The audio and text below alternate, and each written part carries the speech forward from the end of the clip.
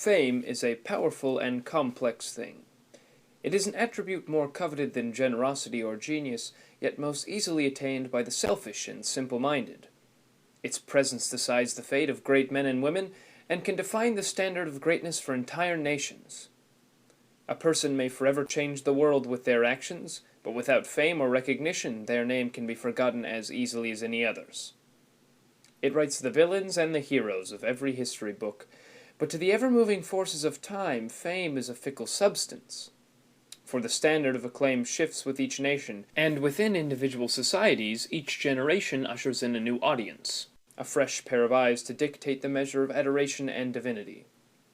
In a world where the paradigm of popularity shifts so endlessly, it is impossible for any one person to remain forever in style. The hero of today shall surely play the villain of our children's tomorrow, as Mark Twain so wisely stated. It can be generally agreed upon that given enough time, even the world's greatest prophet can fade from the general knowledge and into obscurity. Or can it?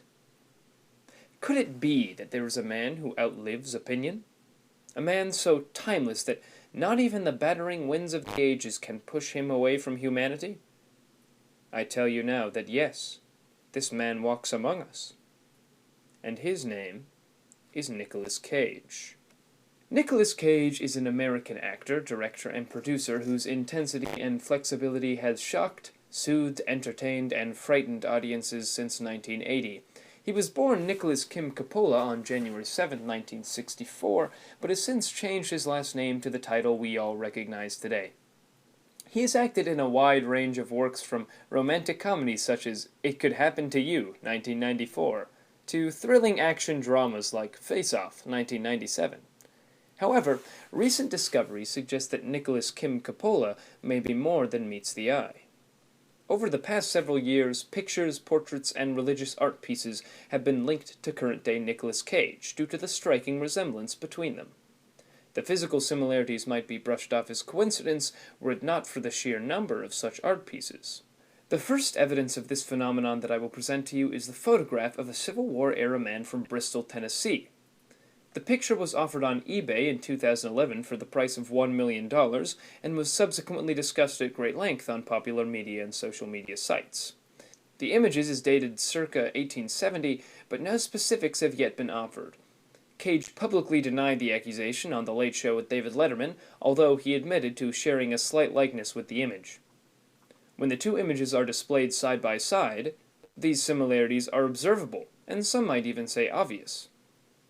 In 2013, another such image was found. Emperor Maximilian I of Habsburg was a Mexican monarch who lived from July 6, 1832 to June 19, 1867. He was the only monarch of the Second Mexican Empire, but was not recognized as a legitimate political administration by most major powers. He was instated into power by the French Empire after France's victory over Mexico in 1863. His reign is generally considered unsuccessful and fell to a sudden end with his execution in 1867. A sketched portrait of Maximilian bears an uncanny resemblance to Cage, this time with even more precision. Next, his visage is seen on the cover art for a book describing the burning of Washington in 1814. Although this particular image is an artist's interpretation of the events, it is an outstanding factor that so much more detail is apparent in the figure resembling Nicolas Cage. Characters in the background and even adjacent to the Cage look-alike are more vague and less defined, drawing a sense of importance to this re-encagenation. The final and most striking image is the Costa Rican church painting that depicts Jesus holding up Peter as he walks toward him on the water. The story that this painting tells reads, "Immediately Jesus made the disciples get into the boat and go on ahead of him to the other side, while he dismissed the crowd. After he had dismissed him, he went up onto a mountainside by himself to pray. Later that night he was there alone, and the boat was already a considerable distance from land, buffeted by the waves because the wind was against it. Shortly before dawn, Jesus went out to them, walking on the lake. When the disciples saw him walking on the lake, they were terrified. 'It's a ghost,' they said, and cried out in fear. But Jesus immediately said to them, 'Take courage, it is I. Don't be afraid. Come,' he said. Then Peter got down out of the boat, walked on the water, and came toward Jesus. Immediately Jesus reached out his hand and caught him. "You of little faith," he said, "why did you doubt?" Then those who were in the boat worshipped him, saying, "Truly, you are the Son of God." Matthew 14:22 to 14:33. A closer look at this painting clearly reveals Cage's face where Peter stumbles. Should this be considered evidence in our efforts to uncover this mysterious truth, it would imply that Nicolas Cage is Peter of the Bible, along with these other historical figures. Such a statement is severe, yes, but perhaps viable. Alone, these pictures of art do not prove a connection. Many people look similar to others, and the faces of celebrities are so familiar that we cannot help but to recognize them where they may not truly be. Furthermore, it is natural for us as historians to see patterns in all things, which may act to mislead us in our research. However, before we dismiss the evidence I presented as wishful thinking, allow me to deliver the finishing blow. If we align these appearances in order, a discernible timeline appears. Nicolas Cage is present for the life of Christ as one of his disciples, disappears for nearly 2,000 years, then reappears and is present almost consistently from 1814 to now. So what does this mean? Some speculate he experiences reincarnation. However, this hypothesis does not allow for the small time gaps between the death of Maximilian Cage and appearance of Civil War Cage. Some say he's a vampire of legend, an immortal scourge on humanity.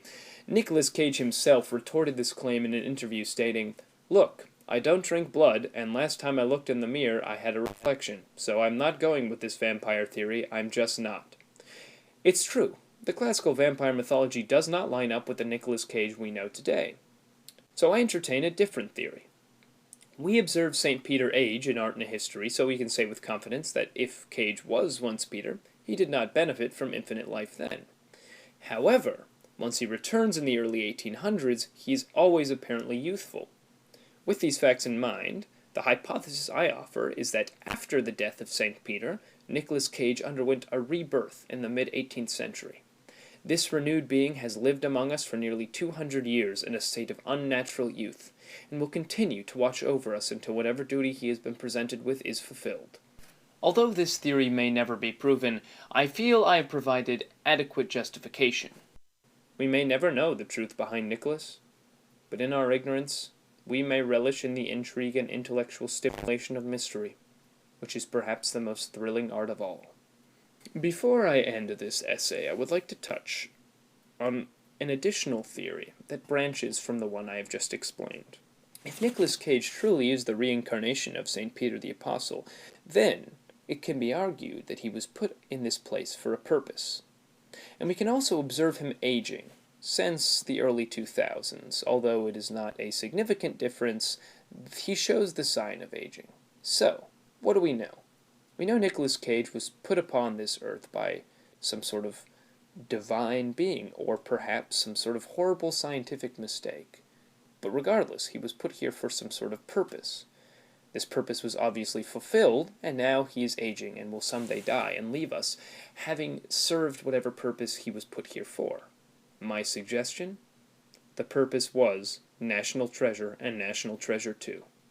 And in the creation of these two masterpieces, he has truly defined the epitome of human achievement, and we, as the human race, have reached our peak. Although its importance may not be apparent now, I am positive that thousands of years into the future, art historians and historians will look back on National Treasure and National Treasure 2 and recognize these as the greatest works of art ever made by humans. Hurricane out.